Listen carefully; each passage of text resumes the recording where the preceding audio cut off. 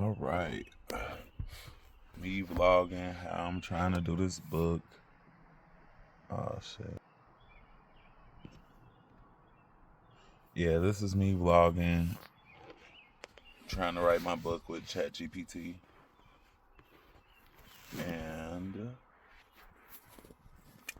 about to let y'all know how this chapter 3 is coming. Keep in mind, it's just a rough draft. Maybe not the final version, but maybe. Any honey who? It's 444. Probably an angel number. Get at me. Alright. Chapter 3, Learning to Survive Alone.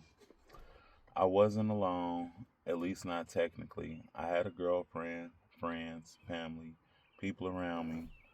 But somewhere during those years, I learned something that took me a long time to put into words.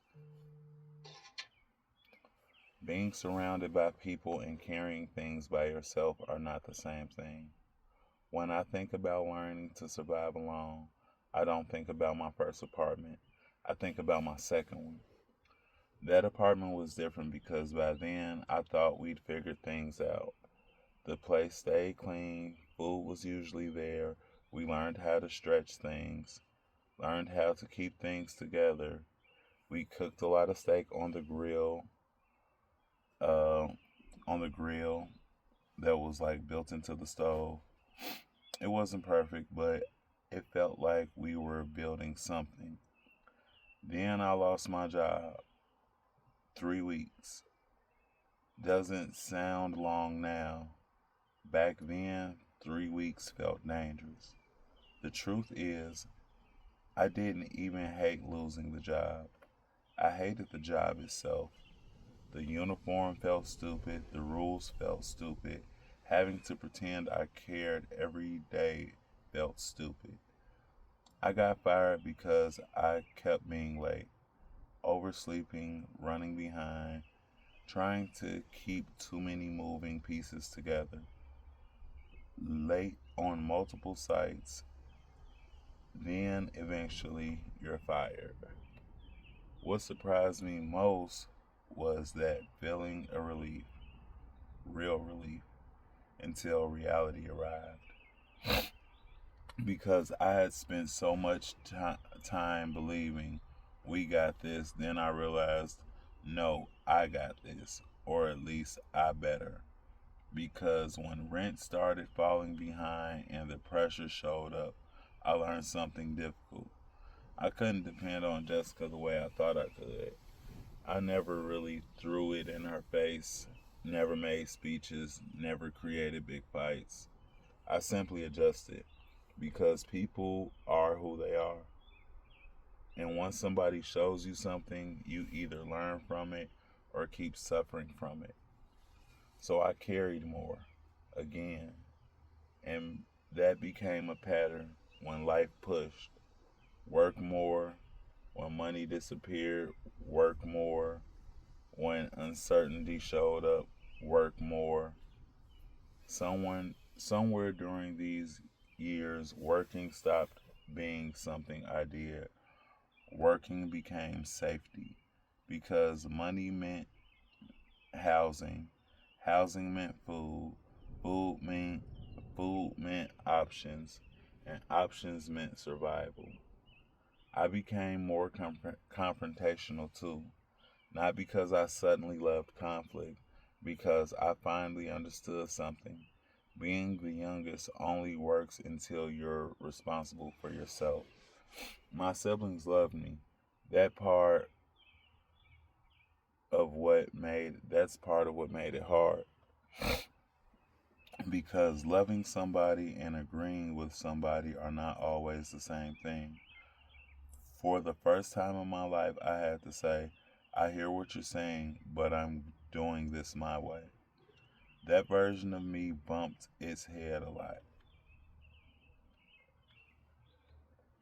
But he also learned loneliness changed him too.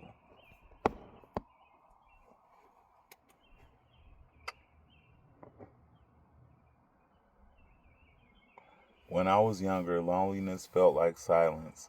Now loneliness starts looking like appetite. I drank, I worked, had sex consistently, sometimes chased other women, not because sex was missing at home. It wasn't. What I missed was appreciation. I liked how women talked to me.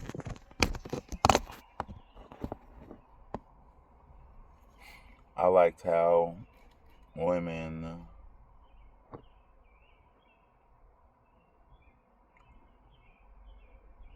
What I missed was appreciation. I liked how women talked to me, how they reacted to me, how they made me feel valuable. Some of those women probably deserved better from me. Some opportunities I passed up still make me laugh now. But the truth is simpler. I was hungry. Hungry for appreciation, hungry for stability, hungry for proof that all this work meant something.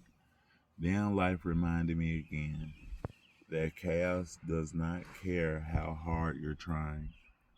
My friend Alan started dating my cousin Jasmine. That situation turned into another situation, then another. Eventually, one night turned into fights, guns, and police, handcuffs, property damage, and another apartment gone. By this point, I learned something uncomfortable. Sometimes survival has nothing to do with what you did. Sometimes survival is learning what happens when other people's decisions touch your life. People ask when survival mode started. I don't know.